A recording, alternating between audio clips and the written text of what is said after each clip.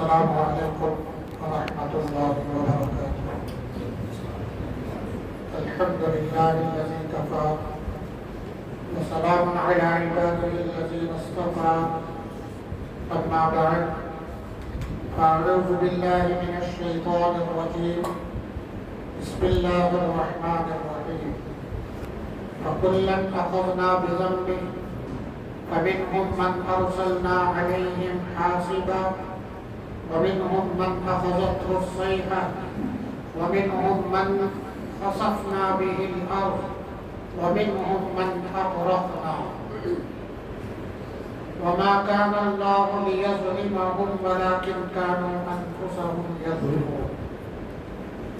கண்ணியமிக்க பெரியோர்களே, சகோதரர்களே, சகோதரிகளே, தாய்மார்களே, அல்லாஹ்வுடைய மாபெரும் கிருபையால் கடமையான இஷாவுடைய தொழுகையை நிறைவேற்றி ரமஸான் மாதத்தின் 25வது இரவில் தராவீஹ் தொழுகையை முடித்து அல்லாஹ்வும் அல்லாஹ்வுடைய ரசூலும் சொல்லக்கூடிய சில விஷயங்களை கேட்பதற்காக நாம் எல்லாம் இங்கு அமர்ந்திருக்கின்றோம். அல்ஹம்துலில்லாஹ். நான் ஓதிய வசனம் சூரத்துல் அஹ்ராஃப் என்ற அத்தியாயத்தினுடைய 40வது வசனத்தை நான் ஓதியிருக்கிறேன். அல்லாஹ் ஜல்ல ஷானஹு தஆலா இந்த திருவசனத்தை கூறும் பொழுது இதற்கு முன்பான ஒரு வசனத்தை அல்லாஹ் ஜல்ல ஷானஹு தஆலா காரூன், ஹாமான், ஷத்தாத், ஃபிர்அவுன் இப்படி கொடிய விஷக்கிருமிகளை பற்றி அல்லாஹ் எடுத்து சொல்லிவிட்டு அல்லாஹ் சொல்லுகின்றார், ஃபகுல்லன் அஹஸ்னா பிஸம்பிஹிம், இவர்கள் அனைவரையும் நான் பிடித்தது, என்னுடைய கட்டுப்பாட்டில் நான் கொண்டு வந்தது இவர்களுடைய குற்றங்களை கொண்டுதான். பிஸம்பிஹிம், இவர்களை குற்றங்களை கொண்டு நான் இவர்களை பிடித்து விட்டேன். இவர்களில் சிலருக்கு நான் கொடுத்த தண்டனை எப்படி இருந்தது என்றால், பெரிய அளவிலான வலுவான காற்றை நான் கொடுத்தேன். அந்த காற்றானது கற்களை இவர்கள் மீது வீச ஆரம்பித்து விட்டது. இன்னும் சிலருக்கு நான் கொடுத்த தண்டனை கடினமான சத்தம். அந்த சத்தத்தை கேட்டு அவர்களால் அதை சகிக்க முடியாமல் அந்த வேதனையில் அவர்கள் தன்னுடைய உயிரை மாய்த்து விட்டார்கள். இன்னும் சிலரை நான் பூமியில் புதைய வைத்தேன், புதைய செய்தேன். இன்னும் சிலரை நான் நீரில் மூழ்கடித்து அவர்களை அடித்தேன் என்று அல்லாஹ் சொல்லிவிட்டு அல்லாஹ் சொல்லுகின்றான், இந்த அனைத்து தண்டனைகளும் இவர்களுக்கு கொடுக்கப்பட்டது நான் கொடுமையாளன் என்பதை நான் வெளிப்படுத்தும் வகையிலோ அல்லது நான் கொடுமையாளனாகவோ இல்லை. அல்லாஹ் அவர்கள் மீது கொடுமை செய்ய விரும்பவே இல்லை. ஆனால் அவர்கள் தன் மீது அவர்களே கொடுமைகளை செய்து கொண்டார்கள் என்று அல்லாஹ் சொல்லுகிறார். இந்த திருவசனத்தை நான் உங்கள் முன்பு ஓதி இந்த விஷயத்தை ஆரம்பித்ததின் காரணம் என்னவென்றால், நம்முடைய வாழ்க்கையில் ஈமான் கொண்டு வந்த பிறகு நம்முடைய வாழ்க்கையில் குற்றங்கள் அநேகமாக நடந்து கொண்டுதான் இருக்கின்றது. ரசூலுல்லாஹி ஸல்லல்லாஹு அலைஹி வஸல்லம் அவர்கள் சொல்லுகிறார்கள், ஒரு முஃமின், ஈமான் கொண்ட ஒரு விசுவாசி ஒரு சின்ன குற்றத்தை கூட எப்படி கருதுவான் என்றால், அவன் ஒரு மலை அடிவாரத்தில் உட்கார்ந்திருக்கின்றான். அந்த மலை அவன் மீது இப்பவோ அவன் மீது உலக இருக்கின்றது. அப்படி அவன் கருதுவான். ஒரு குற்றத்தை செய்துவிட்டால் அந்த ஒரு குற்றம் அவனால் நடந்துவிட்டால் அதை கொண்டு அவன் எந்த அளவுக்கு அச்சத்தில் ஆளாக்குவான் என்றால், தன்னை அந்த மலை அடிவாரத்தில் அவன் உட்கார்ந்து இருக்கிறான். அந்த மலை அவன் மீது விழுந்து விடும், இப்போ விழுந்து விடும் என்ற எந்த அளவுக்கு அச்சம் இருக்குமோ அதே அச்சம் அவருடைய உள்ளத்தில் நான் செய்த குற்றத்திற்காக வேண்டி என்னை அல்லாஹ் ஜல்ல ஷானஹு பிடித்து விடுவானோ என்ற அச்சம் ஒரு மூமினுடைய உள்ளத்தில் இருந்து கொண்டே இருக்கும். அதனால்தான் ரசூலுல்லாஹி ஸல்லல்லாஹு அலைஹி வஸல்லம் தோழர்கள் சின்ன ஒரு தவறு நடந்து விட்டாலும் அமர்ந்து அல்லாஹ்விடம் அழுது துஆ செய்து கொண்டே இருப்பார்கள். திருப்தியே அடையாது. எப்ப திருப்தி அடையும்? நான் செய்த குற்றம் மன்னிக்கப்பட்டது என்று தெரிந்தால் தானே அவருக்கு திருப்தி அடைய முடியும். அது எப்பொழுது தெரிய வரும்? அல்லாஹ் ஜல்ல ஷானஹு நான் உன்னுடைய குற்றத்தை ஏற்றுக்கொண்டு உன்னுடைய குற்றத்தை நான் மன்னித்து விட்டேன் என்று வஹியானதும் இன்றைய காலத்தில் நடக்காத ஒரு விஷயம். சஹாபாக்கள் அதனால அதிகமாக அவருடைய ஒரு சின்ன ஒரு குற்றம் நடந்துவிட்டாலும் அதை கொண்டு வாழ்க்கை முழுவதுமே அல்லாஹ்விடம் தௌபா செய்து கொண்டே இருப்பார்கள். அப்போ மனிதன் தவறு செய்யக்கூடியவன் தான். தவறு இல்லை என்றால் அல்லாஹ்வுடைய ரசூல் ஸல்லல்லாஹு அலைஹி வஸல்லம் அவர்கள் சொல்லுகிறார்கள், ஹதீஸ் குதுஸி என்ற ஒரு ஹதீஸில் லவ்லம் தஸ்னுபு, நீங்கள் ஒருவேளை தவறே செய்யாமல் நீங்கள் வாழ்ந்து கொண்டிருக்கிறீர்கள், ஈமானோடு வாழ்கின்றீர்கள், தவறு குற்றம் பாவங்கள் எதுவுமே உங்களுக்கு இல்லை என்றால் அல்லாஹ் ஜல்ல ஷானஹு சொல்லுகிறான், லா ஹலக்ககும், அல்லாஹ் உங்களை அழித்து விடும். குற்றமே செய்யல, தவறே செய்யவில்லை அப்படின்னா அல்லாஹ் ஜல்ல ஷானஹு இந்த சமுதாயத்தை அழித்து விடுவான். ஒரு சமுதாயத்தை உருவாக்குவான். அந்த சமுதாயம் எப்படி இருக்கும்? அல்லாஹ் சொல்லுகின்றான், அந்த சமுதாயம் தவறுகள் செய்துவிட்டு ஒரு பாவங்களை மன்னிக்கக்கூடிய இருக்கின்றான் என்ற எண்ணத்தோடு அல்லாஹ்விடம் தன்னுடைய பாவங்களுக்காக வேண்டி மன்னிப்பு கேட்டுக்கொண்டே இருப்பார்.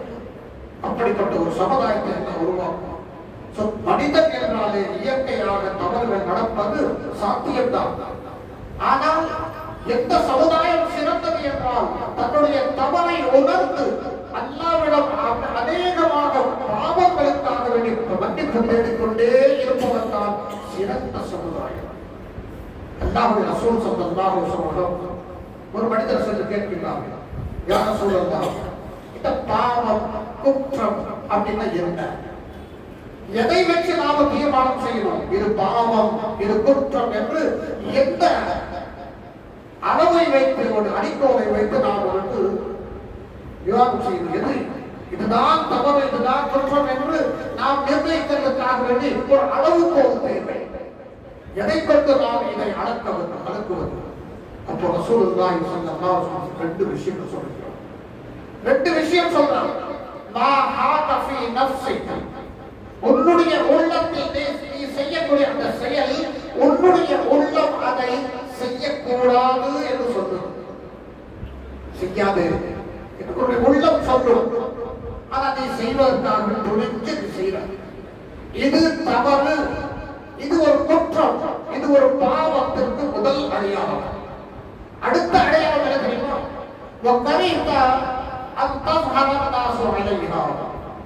இரண்டாவதாக நீ செய்கின்ற இந்த செயல் யாருமே பார்த்திடக் கூடாது என்று நீ நினைப்பது.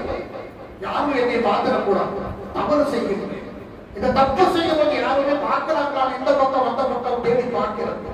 பார்க்கும் பொழுது என்ன தெரியும்? ஓ, அவர் யாருமே நீ பார்க்கல, செஞ்சுக்கலாம். இப்ராஹிம் அதஹம் என்ற ஒரு தாபை அவரிடம் ஒருவர் சென்று சொல்லுகின்றார், தவறுகள் பாவங்கள் அதிகமாக என்னுடைய வாழ்க்கையில் இருக்கின்றது, ஏதாவது ஒரு வழி சொல்லுங்க, நம் பாவங்களை விட்டு தன்னை பாதுகாத்துக் கொள்வதற்காக ஏதாவது ஒரு வழிமுறை சொல்லுங்க. அப்போ அவர் 5 விஷயங்கள் கேட்கின்றார் அவரிடம். நான் ஒரு 5 விஷயம் கேட்கிறேன், அது மட்டும் நீ செஞ்சுட்ட அப்படின்னாக்க இன்ஷா அல்லாஹ் அல்லாஹ் நாடி பாவங்களை விட்டு தன்னை நீ பாதுகாத்துக் கொள்ள முடியும். முதல் என்ன? அல்லாஹ்வுடைய இந்த வாழ்க்கையில், உனக்கு கொடுக்கப்பட்ட இந்த வாழ்க்கையில் நீ தவறை செய்யும் பொழுது அது அல்லாஹ்வுக்கு, அல்லாஹ்வுடைய கட்டளைக்கு மாறு செய்யக்கூடிய விஷயம் தான் தவறு, குற்றம். அப்போ அந்த குற்றத்தை செய்யும் பொழுது ஒரு வேலை செய்யும். அந்த குற்றத்தை செய்யும் போது நினைத்துக்கொள், இனிமேல் அல்லாஹ் கொடுத்த ரிஸ்கை நான் உண்ண மாட்டேன், அல்லாஹ் கொடுத்த ரிஸ்கை நான் சாப்பிட மாட்டேன் அப்படின்னு சொல்லி நினைச்சிட்டு அப்படி தவறு செஞ்சுட்டோம். அவர் சொல்றாரு, உலகத்துல எல்லாமே அல்லாஹ் கொடுத்தானே, அப்படி இல்லாம எப்படி நான் இருக்கிறது? அப்ப அவர் சொல்றாரு, அப்ப எப்படி நீ யார் உனக்கு ரிசர்வ் கொடுக்கின்றானோ, வாழ்வாதாரம் யாரிடமிருந்து உனக்கு கிடைக்கின்றதோ அவனிடம் கொடுக்கப்பட்ட அந்த ரிசர்வை நீ ஒன்று விட்டு அவனுக்கே நீ துரோகம் செய்து கொள்வது உனக்கு சரியாக படுதா? இந்த சரிபடும். அது தவறு செய்யாது. இதை நினை. இரண்டாவது விஷயம் சொல்லுகின்றார் இப்ராஹிம் பின் அதஹம் ரஹ்மத்துல்லாஹி அலைஹி அவர்கள் சொல்லுகின்றார்கள், இந்த பூமியில் நீ ஒரு இடத்தை தேர்ந்தெடுத்துக் கொள். அந்த இடம் அல்லாஹ்வினால் படைக்கப்படாத ஒரு இடமாக இருக்கிறோம். அல்லாஹ்வினால் படைக்கப்படாத ஒரு இடமாக இருக்க வேண்டும். இந்த பூமியில் நீ அங்கு சென்று நீ எந்த பாவம் வேணாலும் செஞ்சுக்கோ. அவர் சொல்றாரு, முதல்ல விட இது கஷ்டமா இருக்கு, முதல்லையாவது நம்ம சாப்பிடாம கொஞ்சம் நேரம் இருந்துக்கலாம். இந்த பூமி அப்படின்னு அல்லாஹ்வுடைய படைப்பு தானே, இதுல எந்த இடத்தை நான் போய் தேர்ந்தெடுப்பது? அல்லாஹ் படைக்காம இருக்கின்ற இடம் நான் எங்க போய் தேடுவது? ஒரு நிமிஷம், ஒரு செகண்ட் கூட நான் இருக்க முடியாது இந்த பூமியில இல்லாம. வேற எங்க போவது? நான் கேட்கிறாரு, அவன் கொடுத்த, அவன் படைத்த பூமியில் நீ வாழ்ந்து கொண்டு அவனுக்கு எதிராக நீ செயல்படுவது சரியா? தப்புதானே? தவறும் தெரியவில்லை, அவனை செய்யக்கூடாது அல்லவா? ஏன் செய்கின்றாய்? மூன்றாவதாக அவர் சொல்லுகின்றார்கள், இந்த உலக வாழ்க்கையில் நீ தவறு செய்யும் பொழுது அல்லாஹ் உன்னை பார்க்காத இடத்தில் சென்று நீ தவறு செய்து கொள். அல்லாஹ் உன்னை பார்க்கவே கூடாது, அப்படி ஒரு இடத்துல செய்யும். இமாம் கசாலி ரஹ்மத்துல்லாஹி அவர்கள் பாடம் நடத்தினார். அப்ப நடத்தும் பொழுது ஒரு மாணவர், எல்லா மாணவர்களுக்கும் அல்லாஹ் ஒருவன் தான், அவரை பற்றி எல்லா விஷயங்களையும் எடுத்து வைத்து எக்ஸாம் நடக்குது.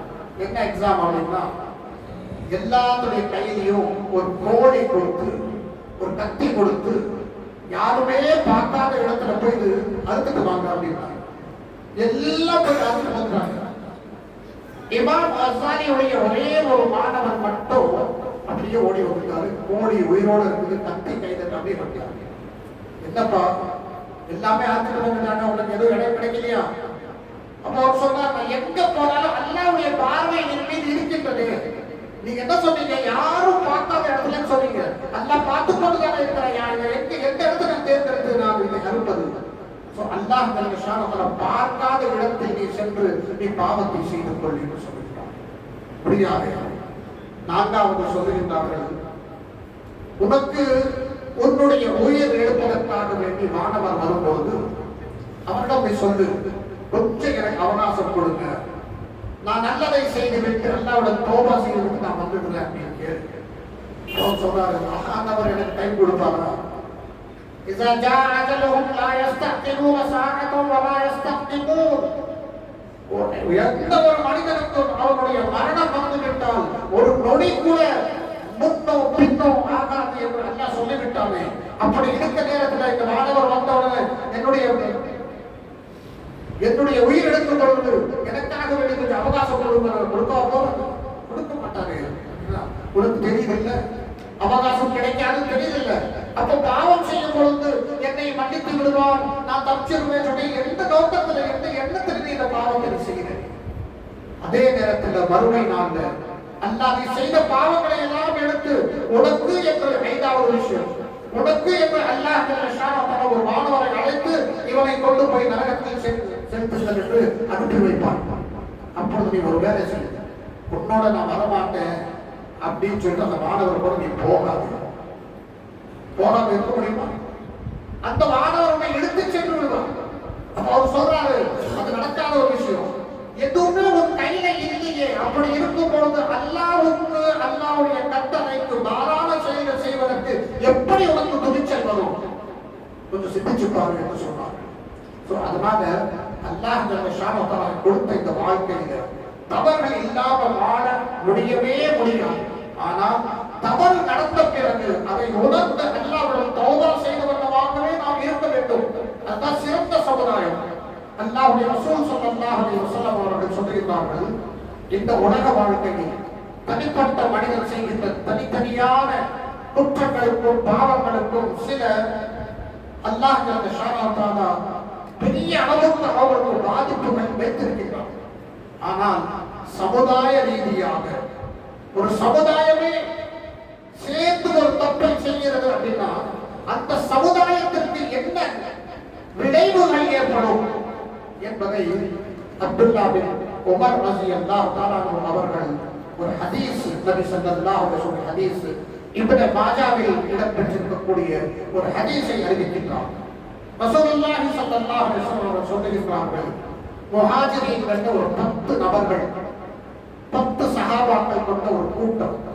அவர்களுக்கு அல்லாஹ்வுடைய ரசூல் ஸல்லல்லாஹு அலைஹி வஸல்லம் அதிகமாக கவனம் கொடுத்து தீனை கற்றுக் கொடுத்துக் கொண்டிருக்கிறார்கள். அந்த கூட்டத்தை பார்த்து யாரல் முஹாஜிரீன், ஒரு முஹாஜிர் சமுதாயமே என்று அல்லாஹ்வுடைய ரசூல் ஸல்லல்லாஹு அலைஹி வஸல்லம் அழைத்து சொல்லுகிறார்கள். ஒருவேளை இந்த சமுதாயத்தின் மீது 5 விதமான சோதனைகள் வருவதற்கான வாய்ப்புகள் அதிகமாக இருக்கின்றது. ஆனால் நான் அல்லாஹ்விடம் துஆ செய்கின்றேன், உங்களை அந்த சோதனைக்கு ஆளாக்க வேண்டாம் என்று நான் துஆ செய்கின்றேன் என்று ரசூலுல்லாஹி ஸல்லல்லாஹு அலைஹி வஸல்லம் அவர்களுக்கு துஆ செய்கிறார். இந்த சஹாபாக்களுக்கு இந்த சோதனை வரக்கூடாது. ஆனால் ஒவ்வொரு சோதனையும் வருவதற்கு காரணம் என்ன தெரியுமா? அந்த சமுதாயம் செய்கின்ற குற்றம் தான் என்று சொல்லி ரசூலுல்லாஹி ஸல்லல்லாஹு அலைஹி வஸல்லம் சொல்றாங்க, ஒரு சமுதாயத்தில் மக்களிடம் அநாகரீகமான செயல்கள், அதே நேரத்தில் நிர்வாண போக்கு, இந்த 2 விதமான செயல்கள் ஒரு சமுதாய ரீதியாக வந்துவிட்டால் சமுதாயம் பார்த்து கூட என்ன செய்வது, வேற வழி இல்லை, நம்ம அட்ஜஸ்ட் பண்ணிட்டு போயிருக்கோம். எந்த அளவுக்கு அட்ஜஸ்ட்? காலேஜ்ல ஒரு விழா நடந்தாக்கா தன்னுடைய பொண்ணு அரை நிர்வாணமாக போகும் பொழுது தகப்பனார் கொண்டு போய் விட்டு வந்தாங்க. இந்த அளவுக்கு ஒரு சமுதாய ரீதியாக இந்த தவறுகள் வந்துவிட்டன. அந்த தவறுகள் இந்த சமுதாயத்தில் பரவலாக வந்துவிட்டால் தடுப்பதற்கு யாரும் முயற்சிகள் செய்யாமல் இருந்தால் அல்லாஹ்வுடைய ரசூல் ஸல்லல்லாஹு அலைஹி வஸல்லம் சொல்லுகிறார்கள், நீங்கள் எதிர்பாருங்கள், அல்லாஹ்விடமிருந்து இந்த சமுதாயத்தின் மீது பலவிதமான புது விதமான வியாதிகள் வந்து சேரும். புது விதமான வியாதிகள். இதற்கு முன்பு இந்த சமுதாயங்களில் அப்படிப்பட்ட வியாதிகளில் இருந்ததே இல்லை. அப்படிப்பட்ட வியாதிகள் இந்த சமுதாயத்தினர் மீது வரச் செய்யும் என்று ரசூலுல்லாஹி ஸல்லல்லாஹு அலைஹி வஸல்லம் எச்சரிக்கை செய்கிறார். இன்றைய காலத்தில் என்ன இருக்கிறது? அதேதான். ஒரு வியாதி எடுத்தால் இது வரைக்கும் கேள்விப்பட்டதே இல்லையே, புதுசா இருக்குது. ஒவ்வொரு காலத்திலும் வர வர ஒவ்வொரு வியாதிகளும் ரசூலுல்லாஹி ஸல்லல்லாஹு அலைஹி வஸல்லம் எடுத்துக்காட்டாங்க. ஒரு 3 வியாதிகளை பற்றி சொன்னார்கள். கேன்சர், பிளேக், எய்ட்ஸ், இப்படிப்பட்ட வியாதிகளை எடுத்து சொன்னார்கள் ரசூலுல்லாஹி ஸல்லல்லாஹு அலைஹி வஸல்லம். இது எல்லாமே இன்றைய சமுதாயத்தில் சர்வசாதாரணமாக இருக்கிறது. என்ன காரணம்? ஒரு சமுதாயமே இப்படிப்பட்ட சூழ்நிலையில் இருந்து கொண்டும் அதை தடுக்கக்கூடிய நிலையில் இந்த சமுதாயம் இல்லை என்பதற்காக வேண்டாம் அந்த சமுதாயத்தின் மீது இப்படிப்பட்ட ஒரு விளைவு அல்லாஹ் ஏற்படுத்தி இருக்கின்றார். இரண்டாவதாக ரசூலுல்லாஹி ஸல்லல்லாஹு அலைஹி வஸல்லம் சொல்றாங்க, வியாபாரத்துறையில் இருக்கக்கூடிய வியாபாரிகளை கொண்டு சொல்லுகிறார், யார் அளவு அடக்குவதில் அல்லது ஒரு பொருளை எடை போடுவதில் குறை செய்கின்றார்களோ, எடையும் அளவிலும் குறைத்து விடுகின்றார்களோ, சமுதாயம் அதை பார்த்து கொண்டு என்ன பண்றது என்று அப்படியே அதை சமாளிச்சுட்டு போகக்கூடிய சமுதாயமாக இருந்தால் ரசூலுல்லாஹி ஸல்லல்லாஹு அலைஹி வஸல்லம் அவர்கள் சொல்லுகின்றார்கள், அந்த சமுதாயத்தின் மீது அல்லாஹ் ஜல்ல ஷானஹு வ தஆலா பசி, பட்டினி, பஞ்சம், வறுமை, இன்னும் உங்கள் மீது ஒரு கொடுமையான ஒரு ஆட்சியாளரை அல்லாஹ் ஜல்ல ஷானஹு வ தஆலா ஆட்சி அமைக்க செய்து விடுவார். கொடுமையான ஒரு ஆட்சியாளர். இமாம் ஷாஃபிஈ ரஹ்மத்துல்லாஹி அவர்களிடம் அந்த நேரத்தில், அந்த காலத்தில் சமுதாய மக்கள் அனைவரும் ஒன்று சேர்ந்து, இமாம் அவர்களே, நம்ம ஆட்சியாளர் மிக கொடுமையானவராக இருக்கின்றார். யார் அந்த காலத்தில் ஆட்சியாளர்? கவர்னராக ஹஜ்ஜாஜ் இப்னு யூசுப். பேர் கேட்டிருந்தாக்கா, பேர் கேட்டாலே உங்களுக்கு தெரியும், ஹிஸ்டரி படிச்சவங்களுக்கு தெரியும். அந்த ஹஜ்ஜாஜ் இப்னு யூசுப்னாலே எப்படிப்பட்ட கொடுமையாளர் என்று பெரிய பெரிய உலமாக்களை வெட்டி சாய்த்தவர். அவரை பற்றி போய் முறையிடுகிறார். இமாம் அவர்களே, ஒரு கொடுமையான ஒரு ஆட்சியாளர் நம் மீது ஆட்சி செய்து கொண்டிருக்கின்றார். அல்லாஹ்விடம் துஆ செய்து இவரை எப்படியாவது எடுத்து தூக்கி வீசுகிறேன். அப்ப அவர் சொல்றாரு, நான் அவர் மேல குறை சொல்ல மாட்டேன். யார் மேல? ஹஜ்ஜாஜ் இப்னு யூசுப் மேல நான் எந்த குறையும் சொல்ல மாட்டேன்.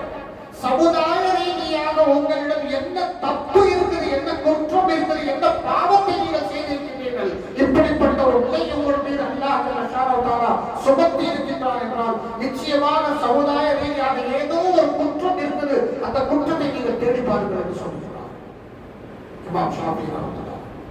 சோ ஒரு சமுதாயம் அளப்பதிலோ அல்லது ஒரு பொருளை எடை போடுவதிலோ குறைத்து எடை போடுகின்றது, அளவை குறைக்கின்றது என்றால் அந்த சமுதாயத்தின் மீது அல்லாஹ் சுப்ஹானஹு வ தஆலா கொடுமையான ஆட்சியாளரை விதித்து அவர்களுக்காக வேண்டி பஞ்சம், பசி, பட்டினி, வறுமை என்று இப்படிப்பட்ட சூழ்நிலைகளை அல்லாஹ் சுப்ஹானஹு வ தஆலா உருவாக்குவார் என்று ரசூலுல்லாஹி ஸல்லல்லாஹு அலைஹி வஸல்லம். மூன்றாவது விஷயம், அல்லாஹ்வுடைய ரசூல் ஸல்லல்லாஹு அலைஹி வஸல்லம் சொல்றாங்க, ஜகாத்தை அதனுடைய முறைப்படி எந்த சமுதாயம் எடுத்து அல்லாஹ்வின் பாதையில் செலவழிப்பதில்லையோ, ஜகாத் குறிப்பாக தொழுகை பற்றி சொல்லல, நோன்பை பற்றி சொல்லல, ஹஜ்ஜை பற்றி சொல்லல, ஈமானை பற்றி அல்லாஹ் சொல்லல.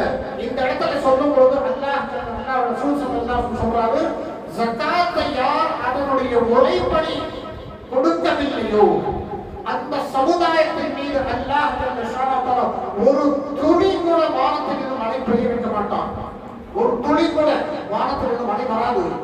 ஆனால் ரசூலுல்லாஹி ஸல்லல்லாஹு அலைஹி வஸல்லம் சொல்றார்கள், லவ்லல் பஹாயிமு லம் துத்தரு. ஒருவேளை இந்த மிருகங்கள் இல்லாமல் இருந்திருந்தால் உங்கள் மீது ஒரு சொட்டு தண்ணி வானத்திலிருந்து வராது. மிருகங்களினால் உங்களுக்கு தண்ணி கிடைத்துக் கொண்டிருக்கின்றது. நீங்க செய்கின்ற இந்த குற்றத்திற்கு இந்த சமுதாயத்தின் மீது ஒரு சொட்டு தண்ணி கூட அல்லாஹ் சுப்ஹானஹு கொடுக்க மாட்டார். என்ன ஜகாத் கொடுக்கிறது? என்ன நம்ம வருஷம் வந்துட்டு 30,000 ரூபாய், 40,000 ரூபாய், 50,000 ரூபாய், 1,00,000 ரூபாய் அப்படின்னு சொல்லி எடுத்து தனியான ஜகாத்தாக நம்ம கொடுத்துட்டாலே இருக்கிறோம். அதுதான் முறையா? இல்ல. மிகவும் முக்கியமான விஷயம் என்னவென்றால் ரசூலுல்லாஹி ஸல்லல்லாஹு அலைஹி வஸல்லம் காலத்துல ஜகாத் கொடுக்கக்கூடிய முறை என்ன என்பது, நீங்க செய்கிற பணத்தினுடைய ஜகாத்தை எடுப்பதல்ல, அது எடுத்துக்கொண்டு வந்து யார் மூலியமாக யாருக்கு கொடுக்கணும், அதுதான். யாருக்கு கொடுக்கணும் அப்படின்னா நீங்க ஒரு லிஸ்ட் போட்டு வச்சிருக்கீங்க. மோதி நாளைக்கு இமாமுக்கு இவருக்கு ஒரு லிஸ்ட் போட்டு வச்சிருக்கீங்க. அதுல ஃபர்ஸ்ட் இமாமு மோதி நாள். எந்த அளவுக்கு சமுதாயம் கீழ்த்தரமான சிந்தனைக்கு போய் கொண்டிருக்கிறது. நீங்கள் மறுமை நாளில் வாழக்கூடிய அந்த அழியாத வாழ்க்கைக்கு வழிகாட்டக்கூடிய இமாம்களுக்கு நீங்கள் உங்களுடைய கையினுடைய அழுக்கை கொடுக்கின்றீர்களா? இந்த அழுக்கு கொடுத்து அவர்களுக்கு நீங்கள் சிறப்பிக்கின்றீர்கள். அல்லாஹ் ஜல்ல ஷானஹு வ தஆலா இதே போல் உங்களுக்கும் அந்த சிறப்பித்தால் என்ன நடக்கும்? அது ஒரு பக்கம். அல்லாஹ் ஜல்ல ஷானஹு வ தஆலா இந்த சமுதாயத்திற்கு ஜகாத்துடைய முறை என்ன? ஒரு இடத்தில் அந்த ஜகாத் முழுவதும் ஒரே இடத்தில் வந்து சேர்ந்து அங்கிருந்து சமுதாய மக்களுக்கு பங்கிட்டு கொடுக்க வேண்டும். அதுதான் முறை. நம்ம என்ன செய்யறோம்? லிஸ்ட் தெரிவிச்சுட்டு 100 ரூபாய் இவருக்கு, 200 ரூபாய் இவருக்கு, 5000 ரூபாய் இவருக்கு, 10,000 ரூபாய் இவருக்கு முடிச்சு போச்சு. இது இல்ல முறை. அல்லாஹ் ஜல்ல ஷானஹு வ தஆலா ஒரு தன்சீம் என்ற முறையில, ஒழுக்கமான ஒரு முறையில அதுக்கு ஒரு பைத்துல் மால் உருவாக்கி அந்த பைத்துல் மாலின் மூலியமாக இந்த நம்முடைய சமுதாயத்தில் இருக்கக்கூடிய வறுமை கோட்டுக்கு கீழே இருக்கக்கூடியவர்களை தேடி பார்த்து கொண்டு போய் கொடுக்கணும்.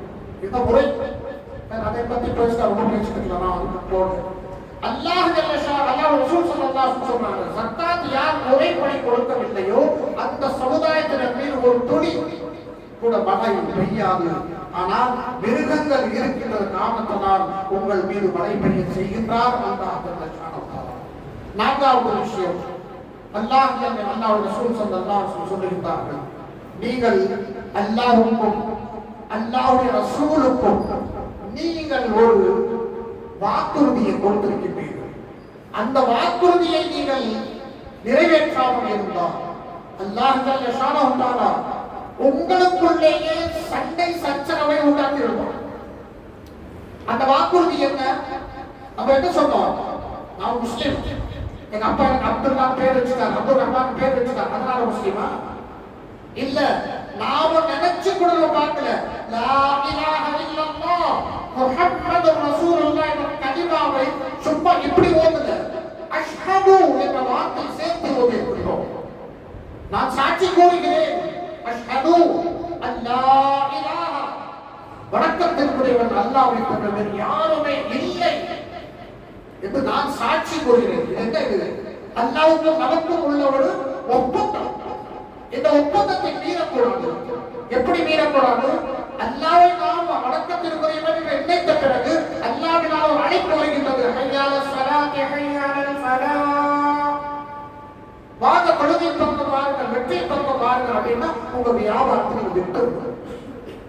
நீங்க எதுல அதிகமாக மூழ்கி இருக்கின்றீர்களோ அதை விட்டுணும். விட்டுட்டு வேற எங்க வரணும்? பள்ளிக்கு வந்துடணும். வரல, வியாபாரம் தான் முக்கியம், பிறகு போய் தொழுதுக்கலாம் அப்படின்னா என்ன ஆச்சு? அல்லாஹ்விடம் செய்த அந்த ஒப்பந்தத்தை நீங்கள் மீறுகிறீர்கள். அந்த ஒப்பந்தத்தை நீங்கள் மீறுகிறீர்கள். வஅஷ்ஹது அன்ன முஹம்மதுர் ரசூலுல்லாஹ், வெறும் முஹம்மது ரசூலுல்லாஹ், வஅஷ்ஹது, மீண்டும் நான் சாட்சி கூறுகின்றேன், முஹம்மது ஸல்லல்லாஹு அலைஹி வஸல்லம் அவர்கள் அல்லாஹ்வின் இறுதி தூதர் என்று நான் சாட்சி கூறுகிறேன். என்ன? என்னுடைய வாழ்க்கையினுடைய முறை, எப்படி எந்திரிக்கணும், எப்படி உட்காரணும், எதை பார்க்கணும், எதை கேட்கணும், எதை பேசணும், எதை உடுக்கணும், எதை உண்ணணும், யாரிடம் உறவு வைக்கணும், யாரிடம் உறவு வைக்க கூடாது, எப்படி கொடுக்கல் வாங்கல் இருக்கணும், எப்படி நாம் நிக்காஹ் செய்யணும், எப்படி என்னுடைய விவாகரத்து நடக்கணும், எல்லா விஷயங்களும் அல்லாஹ்வுடைய ரசூல் ஸல்லல்லாஹு அலைஹி வஸல்லம் அவர்கள் காட்டிய முறைப்படி தான் நடக்கணும். என்னுடைய கால் எடுத்து நான் எடுக்கிறேன் அப்படின்னா அல்லாஹ்வுடைய ரசூல் எப்படி நமக்கு எடுத்து வைக்க சொன்னா அப்படி எடுத்து. பள்ளிக்குள்ள நுழைவீங்கன்னா வலது கால் எடுத்து வைங்க, வலது கால் தான் வைக்கணும். நம்ம டாய்லெட் போறோமா, ரெஸ்ட் ரூம் போறோமா, இடது கால் வைங்க, ரெண்டு கால் தான் வைக்கணும். நம்ம பாடத்துல வச்சுட்டு போயிருக்கோம், அது ஒரு பழக்கம் தான் உங்களுக்கு. அல்லாஹ்வுடைய ரசூல் ஸல்லல்லாஹு அலைஹி வஸல்லம் எப்படி நமக்கு வழிமுறை காட்டுறாரோ அந்த வழிமுறைப்படி நடந்தால் அது இபாதத், அந்த வணக்க வழிபாடு. அதுக்கு நமக்கு அல்லாஹ் ஜல்ல ஷானஹு தஆலா நன்மையை தருவான். ஒரு சஹாபி கேட்டாரு, யா ரசூலல்லாஹ், எனக்கு நீங்க சொல்றீங்க மனைவியோடு நீ உறவு வைத்தால் அல்லாஹ் ஜல்ல ஷானஹு தஆலா உனக்கு இபாதத்துடைய நன்மை கொடுப்பார், இதுக்குமா அப்படின்னு கேட்கிறாரு அவரு. அப்ப ரசூலுல்லாஹி ஸல்லல்லாஹு அலைஹி வஸல்லம் சொல்றாரு, நீ மனைவியிடம் உறவு வைக்காமல் வேறு ஒரு பெண்ணிடம் நீ உறவு வைத்தால் உனக்கு தண்டனை இருக்கா இல்லையா? இருக்கு, கண்டிப்பா இருக்கு. அதே போலதான் மனைவியோடு நீ உறவு வைத்தால் நிச்சயமாக உனக்கு அல்லாஹ் ஜல்ல ஷானஹு தஆலா நற்கூலியை கொடுப்பான். அதுக்கு முறை என்ன? அல்லாஹ்வுடைய ரசூல் ஸல்லல்லாஹு அலைஹி வஸல்லம் எந்த வழிமுறையை காட்டினாரோ அந்த வழிமுறைப்படி நீ செய்தால் அதற்கு உனக்கு நன்மை தான் கொடுக்கப்படும் என்று அல்லாஹ்வுடைய ரசூல் ஸல்லல்லாஹு அலைஹி வஸல்லம். சோ நான்காவதாக அல்லாஹ்வுக்கும் அல்லாஹ்வுடைய ரசூலுக்கும் நாம் என்ன வாக்குறுதியை கொடுத்திருக்கின்றோமோ அதை மீறக்கூடாது. அதை மீறினால் அல்லாஹ் ஜல்ல ஷானஹு தஆலா என்ன செய்வான்? இந்த உலகத்திலேயே ஒருவருக்கு ஒருவர் நீங்கள் சண்டை சச்சரவு போடக்கூடிய நிலையை அல்லாஹ் ஜல்ல ஷானஹு தஆலா உருவாக்குவார். அதனால்தான் ஷாஃபி, மாலிகி, ஹம்பலி, ஹனஃபி, வஹாபி, அது இது சொல்லி பலவிதமான விஷயங்கள். என்ன காரணம்? அல்லாஹ்வும் அல்லாஹ்வுடைய ரசூலும் சொன்ன ஒரே பிளாட்ஃபார்ம் என்பதை நாம் விட்டுட்டோம். அந்த பிளாட்ஃபார்மை நாம் விட்டுட்டு எல்லா பிளாட்ஃபார்மும் நாம் தேர்ந்து எடுத்துக்கிறோம். அங்க போலாமா, இங்க போலாமா, இங்க போலாமா, எங்கேயும் போக வேண்டிய அவசியம் இல்லை. அல்லாஹ்வினால் அனுப்பப்பட்ட தீன், ரசூலினால் நமக்கு கற்றுக் தீன் முடிஞ்சு போச்சு. இது இருந்தால் அல்லாஹ் ஜல்ல ஷானஹு நமக்குள்ள எந்த சண்டை சச்சரவும் இருக்காது. ஒரு பிளாட்ஃபார்ம்ல வாங்க வச்சுட்டு அல்லாஹ் ரசூல் அழைப்பு கொடுக்கிறார். அந்த அழைப்பை ஏற்றுக்கொண்டால் எந்த சண்டை சச்சரவும் இருக்காது. அந்த அழைப்பை நாம் மறுக்க செய்தால் அல்லாஹ் ஜல்ல ஷானஹு ரசூல் ஸல்லல்லாஹு அலைஹி வஸல்லம் சொல்லுகிறார்கள், நமக்குள்ள அல்லாஹ் ஜல்ல ஷானஹு சண்டை சச்சரவு உண்டாக்கியே தீர்வார். ஸஹரல் ஃபஸாது ஃபில் பர்ரி வல் பஹரி பிமா கஸபத் ஐதின் நாஸ். அல்லாஹ்வே கூறுகிறார், இந்த உலக வாழ்க்கையில் பூமியிலும் இன்னும் கடலிலும் நீரிலும் இந்த பூமியிலும் ஃபஸாது குழப்பங்கள் உருவாகிறது. என்ன காரணம்? பிமா கஸபத் ஐதின் நாஸ். மக்களால் தன்னுடைய கைகளால் அதை சம்பாதிக்கின்றார். மக்கள் தன் கைகளால் அதை சம்பாதிக்கின்றார்கள். அதனால வந்தது. இல்லறக்க பூமியில சண்டை சச்சரவு இருக்காது. அல்லாஹ்வுடைய வழி, அல்லாஹ் கொடுத்த கட்டளை, ரசூலுல்லாஹி ஸல்லல்லாஹு அலைஹி வழி நடத்திய வழிமுறையை நாம் பின்பற்றினால் இதை நாம் பார்க்க முடியும். இமாம் ஷாஃபி ரஹ்மத்துல்லாஹி அலைஹி தன்னுடைய உஸ்தாதிட்ட போய் சொல்றார். தன்னுடைய உஸ்தாது வக்கீ அப்படின்ற ஒரு உஸ்தாது அவர்கிட்ட போய் சொல்றாரு, ஷகௌது இலா வக்கீல் சூஅ ஹிஃப்ஸி. உஸ்தாது பாடம் படிக்கிற மறந்து போயிருக்கு, பாடம் படிக்கிற மறந்து போயிருக்கு. சோ என்ன செய்யறது தெரியல, ஏதாவது ஒரு வழிமுறை சொல்லிக் கொடுங்க. ஃபௌசானி இலா தரிகில் பஹாஸ். இப்போ சொல்றாரு இமாம் ஷாஃபி ரஹ்மத்துல்லாஹி அவருடைய உஸ்தாத் சொல்றாரு, ஏதோ தவறு இருக்குது உண்டு, அந்த தவறை சரி பண்ணிடு, ஞாபக சக்தி கிடைச்சிரும். குறிப்பா கல்வி, நீனுடைய கல்வி கற்பதில உனக்கு மறதி ஏற்படுத்துகிற நிச்சயமா ஏதோ குற்றம் இருக்குது, அதை நீ நீக்கிவிட்டால் அல்லாஹ் ஜல்ல ஷானஹு ஞாபக சக்தி அதிகமாக கொடுத்துருவான். ஏன் அப்படின்னா ஃபஇன்னல் இல்ம நூருன் மின் இலாஹி வலா யுதா நூருல்லாஹி லில் மகாசி. யார் பாவங்கள் செய்து கொண்டிருக்கின்றார்களோ அவர்களுக்கு அல்லாஹ்வுடைய ஒளியான நூர் என்பதை அல்லாஹ் ஜல்ல ஷானஹு அந்த தீனுடைய கல்வியை கொடுக்க மாட்டார்கள். பாவங்களினுடைய விளைவுகள் நமக்கு தீனும் கற்றுக்கொண்டிருக்கின்றோம், பார்க்கிறோம். தொழுகையில நமக்கு குளறுபடி, நம்ம செய்கின்ற துஆவுல குளறுபடி, ஓதுகின்ற குர்ஆன்ல குளறுபடி, எதிலையும் ஒரு அல்லாஹ்வுக்காக வேண்டி ஓதக்கூடிய ஒரு மனசோடு செய்யக்கூடிய செயலை காணோம்.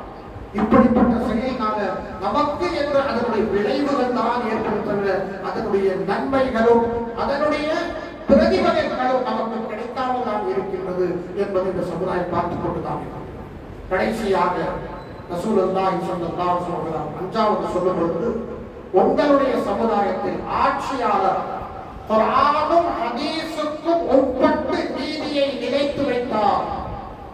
ஆட்சியாளர்கள், உங்கள் மீது இருக்கக்கூடிய ஆட்சியாளர்கள் குர்ஆன் ஹதீஸுக்கு உட்பட்டு நீதியை நிலைத்து வைக்காமல் அதற்கு எதிராக நீதிகள் சொன்னால் அல்லாஹ் ஜல்ல ஷானஹு தஆலா இந்த சமுதாயத்தை வேரோடு அழித்து விடுவார். வேரோடு தேவையில்லை அந்த மாதிரி ஒரு சமுதாயம். எந்த சமுதாயத்திலும் குர்ஆனுக்கும் ஹதீஸுக்கும் ஒரு மகத்துவமே இல்லை, மதிப்பு இல்லை, மரியாதை இல்லை என்றால் அப்படி ஒரு சமுதாயமே தேவையில்லை. அல்லாஹ் ஜல்ல ஷானஹு அழித்து விடுவார் சமுதாயத்தை. சகோதரர்களே, இந்த 5 விஷயங்களும் நம்ம பார்க்கும்போது தனிப்பட்ட முறையில் அல்ல, ஒரு சாமானிய மக்கள் அனைவரும் சேர்ந்து ஒரு சமுதாயம் செய்கின்ற தவறுகள், அப்படிப்பட்ட தவறுகளுக்கு இந்த விளைவுகள் என்று அல்லாஹ் ஜல்ல ஷானஹு தஆலா எடுத்து வைக்கின்றார். அதே நேரத்தில் ஒரு தனிநபர் செய்கின்ற தவறுகளுக்கு எத்தனையோ அல்லாஹ் ஜல்ல ஷானஹு தஆலா அதனுடைய விளைவுகள் வைத்திருக்கின்றான். நேரம் இல்லை, அல்லாஹ் ஜல்ல ஷானஹு தஆலா எவ்வாறு ஒரு டைம் அதற்காக கொடுத்தால் உங்கள் முன்பு அதை பற்றி நான் பேசுகின்றேன். வல்ல ரஹ்மான் நம் அனைவருக்கும் இந்த ரமலான் மாதத்தில் நாம் செய்த சின்னதோ பெருசோ ஏதோ நன்மைகள் நாம் செய்திருக்கின்றோம், அதில் ஏதாவது ஒரு குறைகளும் ஏற்பட்டிருக்கலாம். அல்லாஹ் ஜல்ல ஷானஹு தஆலா அவருடைய கிருபையால் அந்த குறைகளை மன்னித்து எங்களுடைய நேர்மையான நற்காரியங்களை எல்லாம் ஏற்றுக்கொண்டு அதை அங்கீகரித்து எங்களுடைய வாழ்க்கையில் இன்னும் அதிகமாக நற்செயல்கள் செய்வதற்கான வாய்ப்பை தந்தருள்வானாக. நம்முடைய ஹயாத்தில் இருக்கும் வரையிலும் அல்லாஹ் ஜல்ல ஷானஹு தஆலா ஈமானின் மீது நிலைத்திருப்பதற்காக வேண்டியும், அதே நேரத்தில் நமக்கு மரணம் வந்தால் ஈமானின் மீது மரணிப்பதற்காக வேண்டியும் வல்ல ரஹ்மான் நம்ம மீது கருணை செய்வானாக. ஆமீன். அல்ஹம்துலில்லாஹி ரப்பில் ஆலமீன். சுப்ஹானல்லாஹி வ பிஹம்திஹி சுப்ஹானக்கல்லாஹும்ம வ பிஹம்திக நஷ்ஹது அன் லா இலாஹா இல்லா அன்த நஸ்தக்ஃபிருக வ நத்தூபு இலைக். அஸ்ஸலாமு அலைக்கும் வ ரஹ்மத்துல்லாஹி